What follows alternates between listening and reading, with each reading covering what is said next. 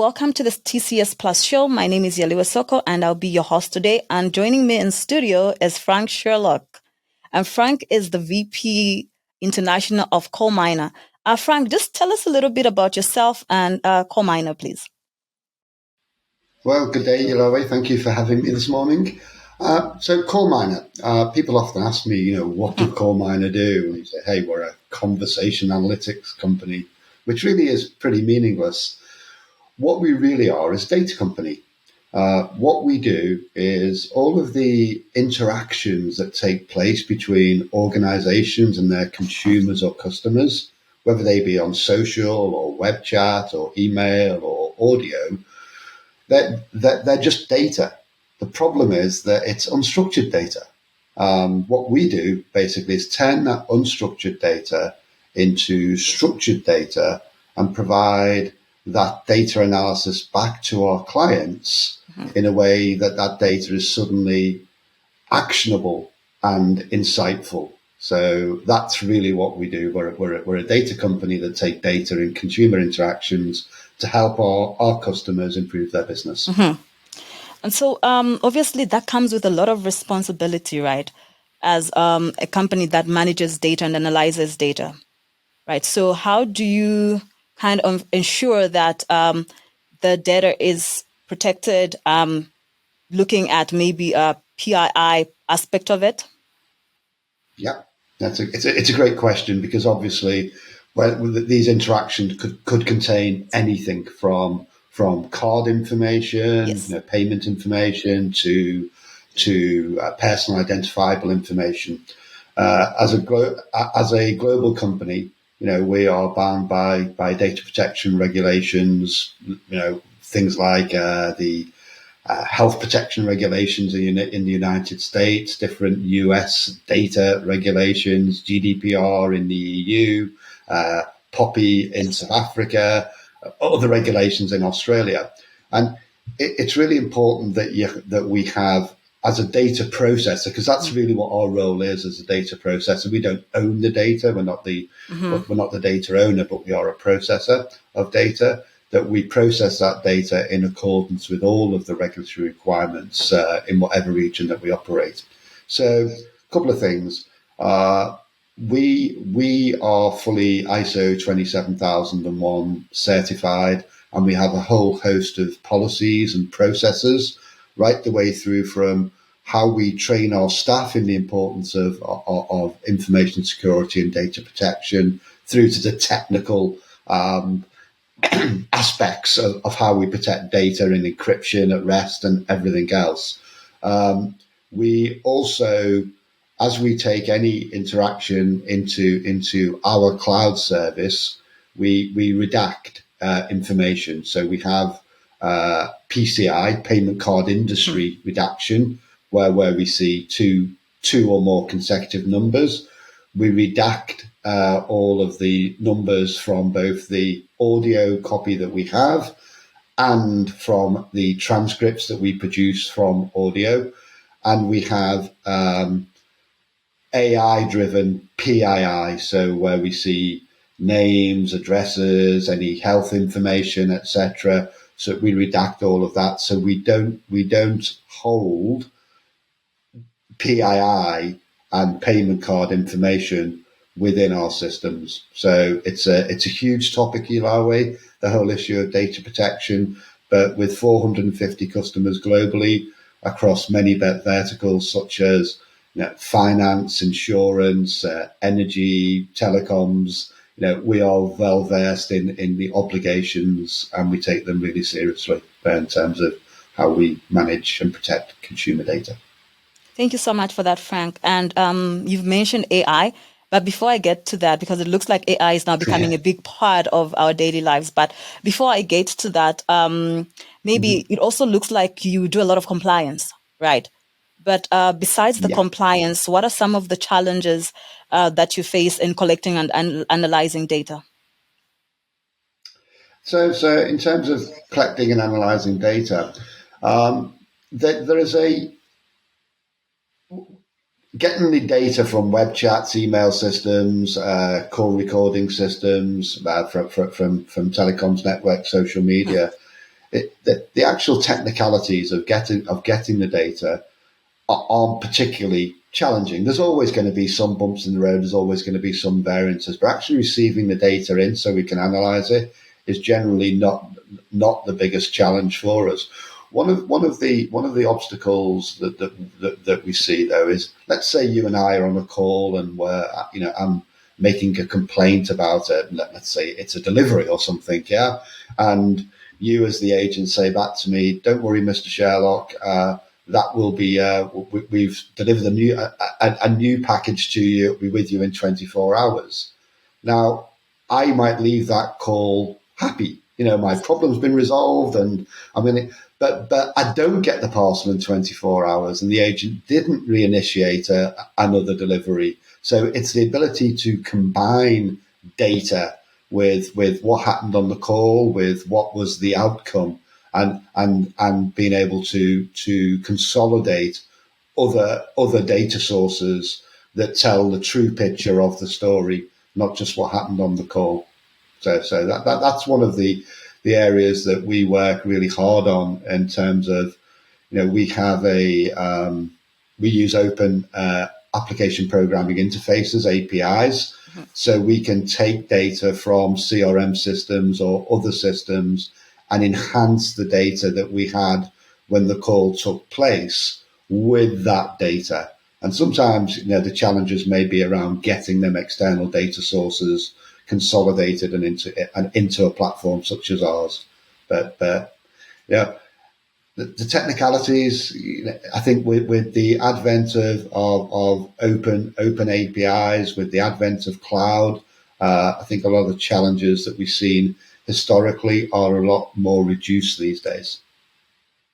So thank you so much, Frank, for that answer. So I heard you talking about AI and its importance in your collection of data. But before we get back to that, I'd like to know, what are some of the challenges, apart from compliance, of course, that companies face in analyzing and collecting data? So I think that the challenges of collecting data are pretty much resolvable or resolved. That with the advent of open APIs and cloud, the ability to extract audio, metadata, web chat, emails, etc., from various external systems and bring all that together in one place. Whilst it's never always easy, it's certainly Absolutely. resolvable. So the collection of data is I think pretty mature these days. I think when it comes to the analysis of data, from my perspective, what happened on the call versus what happened post the call, and the data that exists to say what happened post the call. An example would be if we were, I was complaining about a delivery, and you were to say, "Don't worry, Mr. Sherlock, we'll resend that delivery. You'll have it in 24 hours." I think, oh, okay, my problem's resolved. 24 hours passes. I don't get my delivery. I'm an unhappy customer again.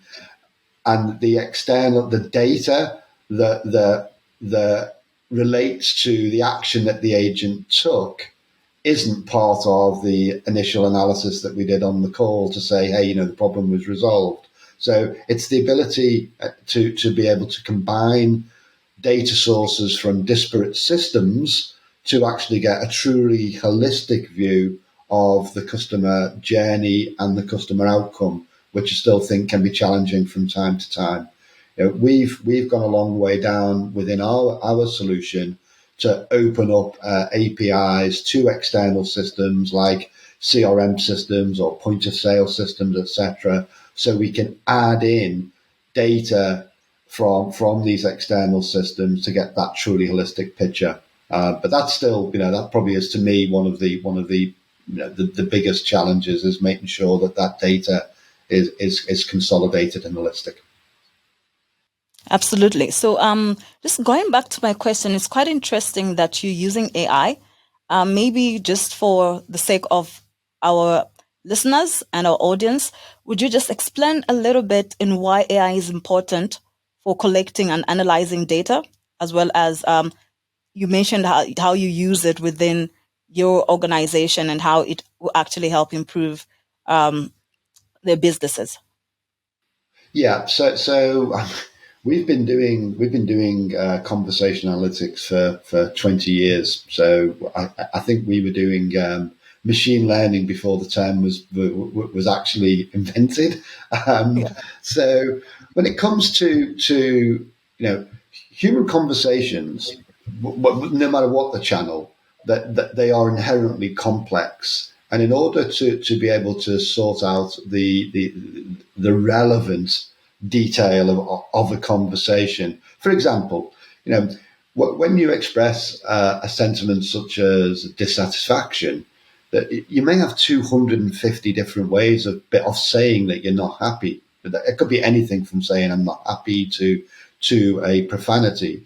When it comes to having different call drivers and different products, there's a huge amount of data that needs to be understood to get to the relevant data. So we use a AI in a product that we have called Illuminate, which allows an analysis to take place. Saying, well, when people talk about product A, they are also talking about these other things. That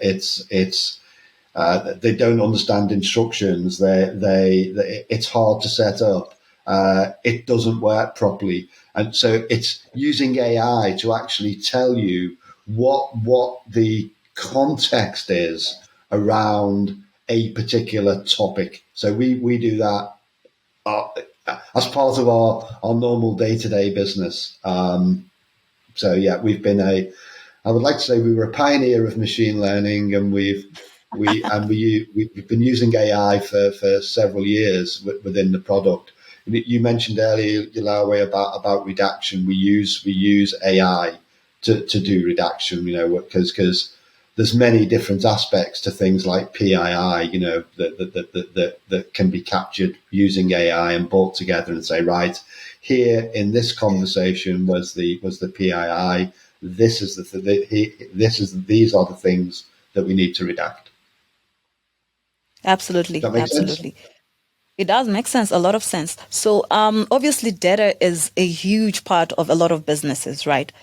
So, maybe Mm-hmm. hearing from you, Frank, what are some of the best practices for companies that are looking into making data-driven decisions? I guess that we should first of all think about that from a perspective of I think you need to have a data driven culture first of all. Yeah, I think it's really important that I think I've already described. I think the obstacles in analyzing data are not necessarily technical. I do think that there are some cultural um, barriers perhaps that need to be. So I think it starts at the top. I think top managers need to set the expectations that decisions that are made for the business need to be data driven and set that example in the day to day practice and how they have meetings and say, right, what data are we going to discuss in the meetings, etc. They need to choose their metrics really carefully. There's lots of things you can measure in data, but choose the metrics that matter most to the business, to the use case, to the strategy, and track the quality of those measures over time, because things will change, people will change, products will change, processes will change. And then finally, I think one of the most important things is perhaps to think about the boundary between the operations and the data science people within Hmm. organizations. One of the best practices I've seen is where organizations second the data scientist into the operation for a while. So they are familiar with the operational aspect of the data that they are using within the data science group. So they'd be sort of, I guess, three things. But it's not technical; it's cultural in terms of data. Absolutely. And then, obviously, employee experience is very important. So how important is employee experience and CX, and obviously the analysis and interaction of data? Wow, that's probably a topic for a 3 hour podcast. That one, but let me try and summarize it. I think Okay. it's proven. There's many papers and journals been written on this subject that a positive customer experience leads to better outcomes for the business. The link sometimes though that people don't necessarily relate to is the part the employee plays in delivering that customer experience. Highly effective and highly engaged employees will deliver a better customer experience. With all things being equal, the engaged employee delivers a better experience than the perhaps disengaged or neutral employee. So how can you use data to help the employee Yes. do a better job, feel better about themselves? And we do this regularly with all of our customers. You may start off, Yaliwe, with an organisation that from a learning and development perspective, for the people who are dealing with the consumers, they may look at 2-3% of their interactions and manually assess them, and say, hey, you're good on this, but would you want to be scored on 2 or 3% of your work?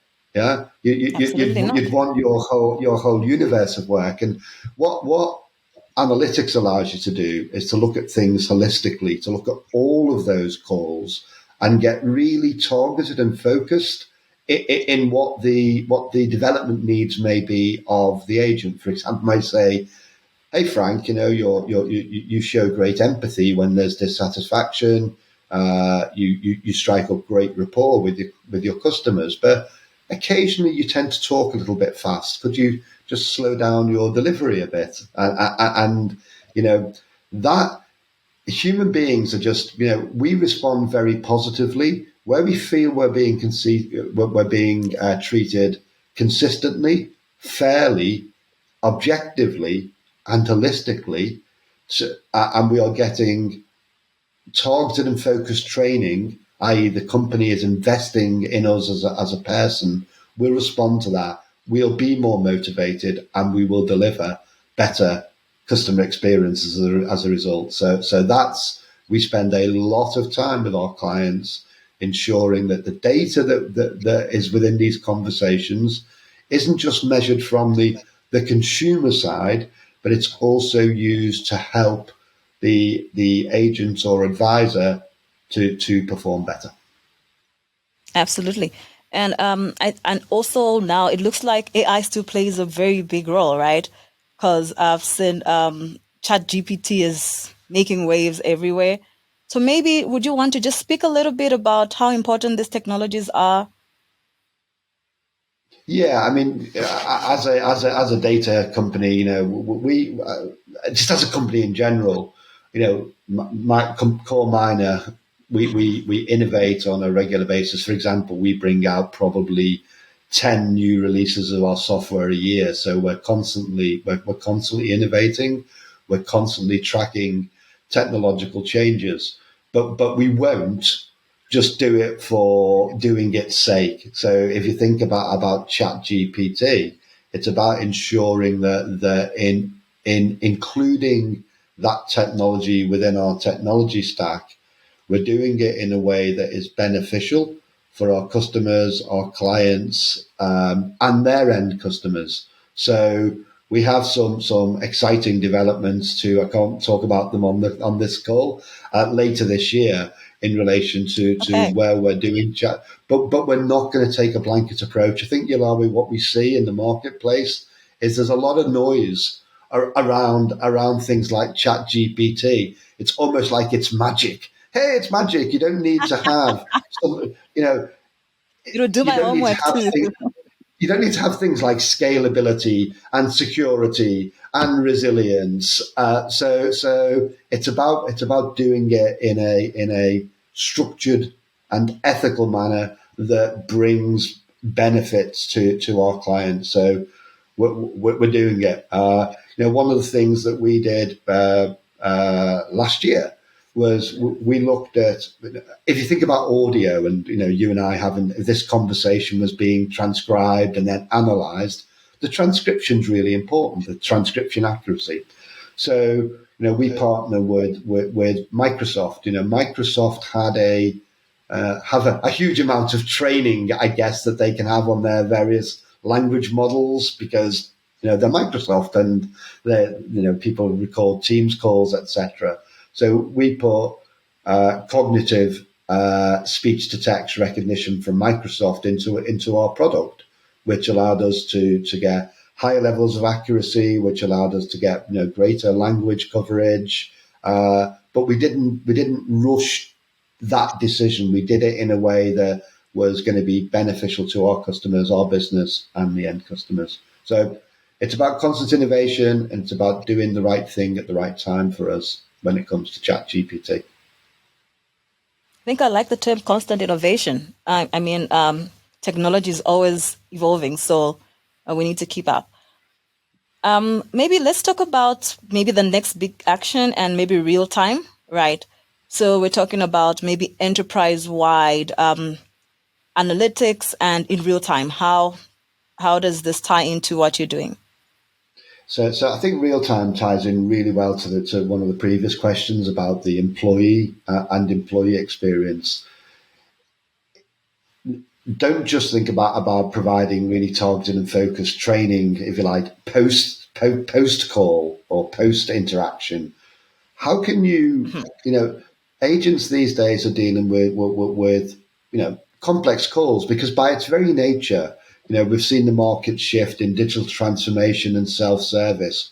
When calls break out into the human-assisted channel, they are going to be inherently complex by nature. They just are, because people have probably tried to do stuff on the website or the mobile app or the IVR or whatever.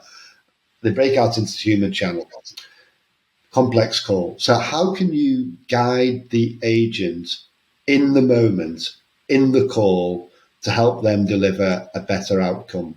So an example would be over here in the UK, there's a lot of regulations around vulnerable customers, and they could be vulnerable from a financial perspective, they could be a health perspective, or they could be a life event, or they could be digitally vulnerable. They just don't have the means to access digital channels.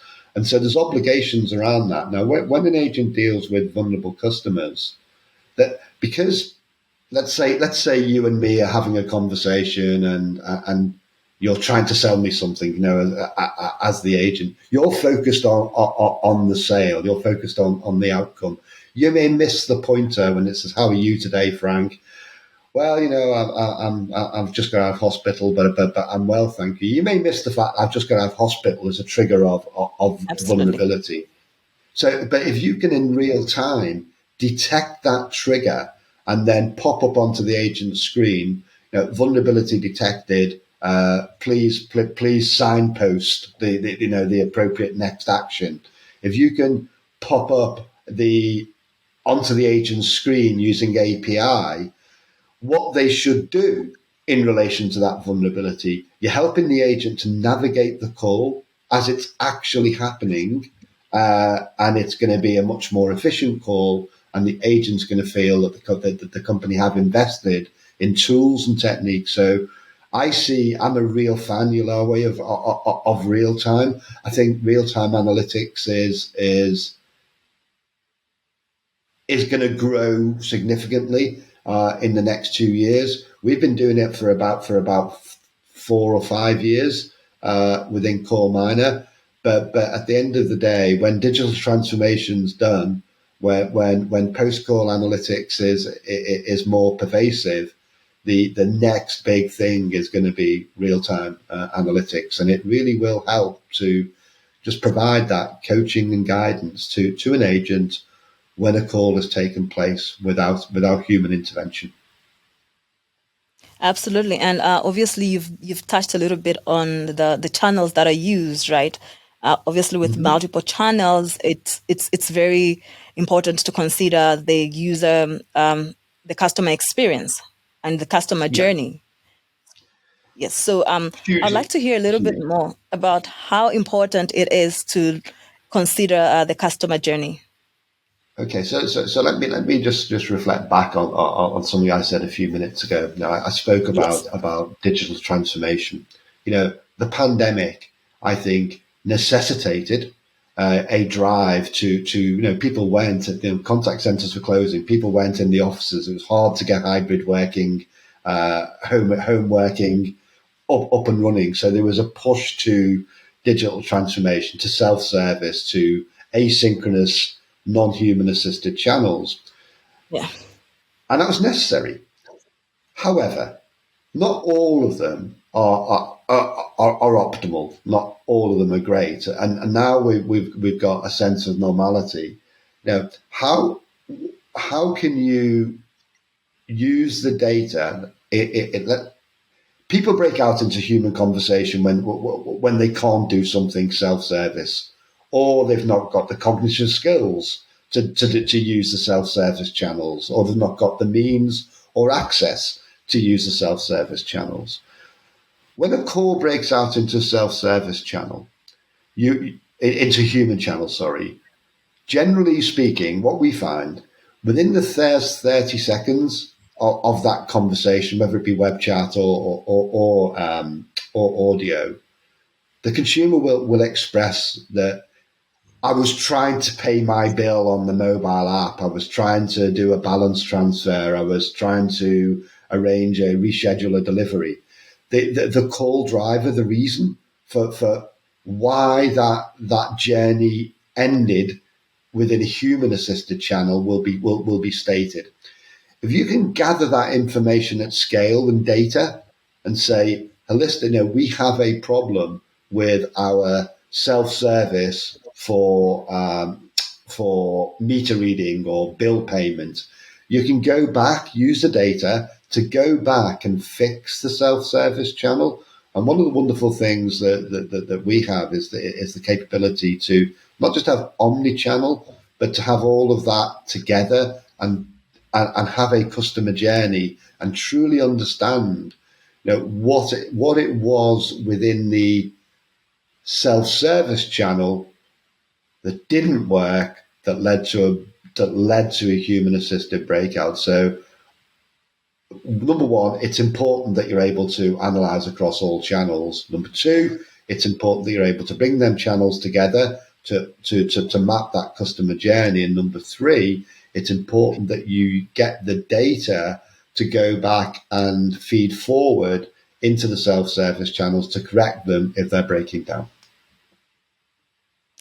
That's correct. Actually, I'm a culprit. I think whenever I see self-service and there's, okay, do you want to speak to an agent? I automatically go to speak to an agent. I feel like it's more effective and, I think more comforting to an extent because I'm speaking to another human. I feel like maybe self-service is cheating me a little bit, but that's just me. No, But I no, think, yeah, but that's important, Yaliwe, because that's your preference, yeah. And another point of data is to be able to capture and then honor customer preferences, yeah. If you prefer a human assisted channel, yeah, why send you an email about the exactly. issue or your account? Why doesn't someone call you? So you capture and honor customer preferences, and within phone conversations, for example, maybe the organisation should be saying to you, so Yaliwe, what is your preferred? Would you prefer us to contact you by email, web? And you say, no, I prefer you just to talk to me. That then becomes a Absolutely. preference, and that preference can be honoured. I personally will always try to do stuff without talking to people, but that's my preference That's your preference. to use the one thing I don't like to do is to use web chat because I find the asynchronous nature of web chat a little bit frustrating. That you say the agent might say, "Hello, it's Frank here. How can I help you?" And you say, "Well, I've got a problem with my broadband." and it's quiet for 60 seconds, and I find that frustrating. Yeah, so web chat's not one of Because my. the agent is looking for the answer on the spreadsheet. They haven't got real time. They haven't got real time conversion, of course. Yeah, of giving them the answer. Yeah, absolutely. And just looking at that, how do I see obviously this data interactions combined with other data sources that could maybe help large organization data scientist teams? Just how do I see that?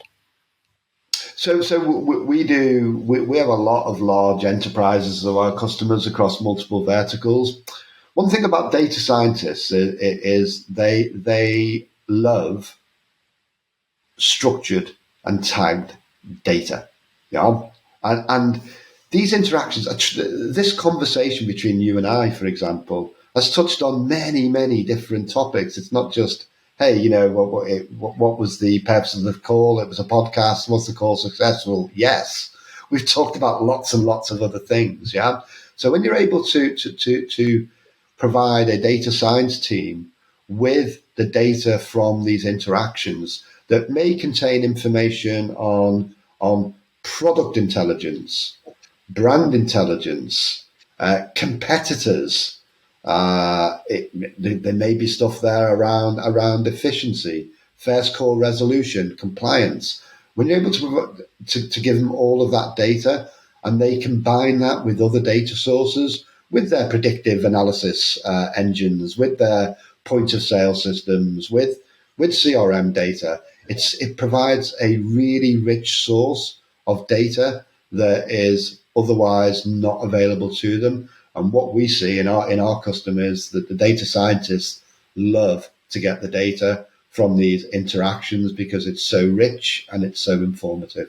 We do a lot of work with data science teams. 5 years ago, we were very much, I guess, our typical buyer or typical customer was within a contact center operations area.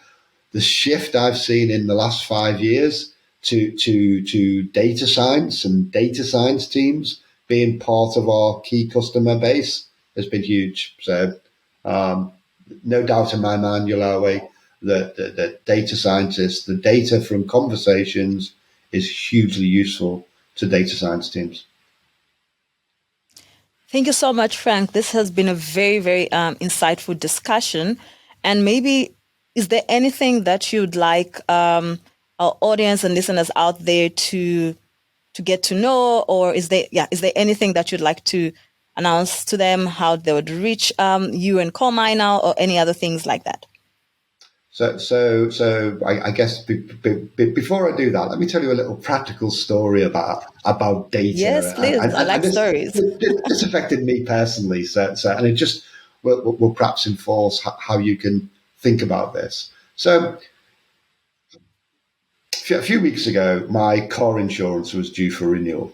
Now with car insurance in the UK, you have to be given a month before it's due to be renewed. You have to be given the new premium, the new price, the new premium, and what the old price was. It's a legal obligation. So I get this email. But wow, my insurance has gone up £150. I've had no accidents. I haven't changed my car. I haven't changed my address. Well, that's a lot. I don't really want to change I don't want the hassle. I don't want to change my car insurance, but I think, you know what? I'll ring them up and see if I can get, a slightly better deal. So I ring the car insurance company, and the guy, the really nice guy, answers, and he asked me what the purpose of the call was. I said, well, I've just got this renewal, and it's expensive. And he said, do you mind if I ask how much it is? And I said, well, and I give him the price. You know what his response was? I don't blame you for leaving Wow. us. Now, what he should have done, what the training said, was does that the competitor policy include no claims discount protection? Does it include free legal cover? Does it include windscreen cover? Have I thought about combining my home and car insurance?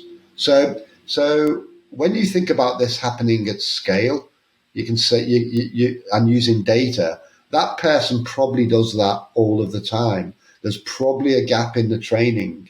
With Absolutely.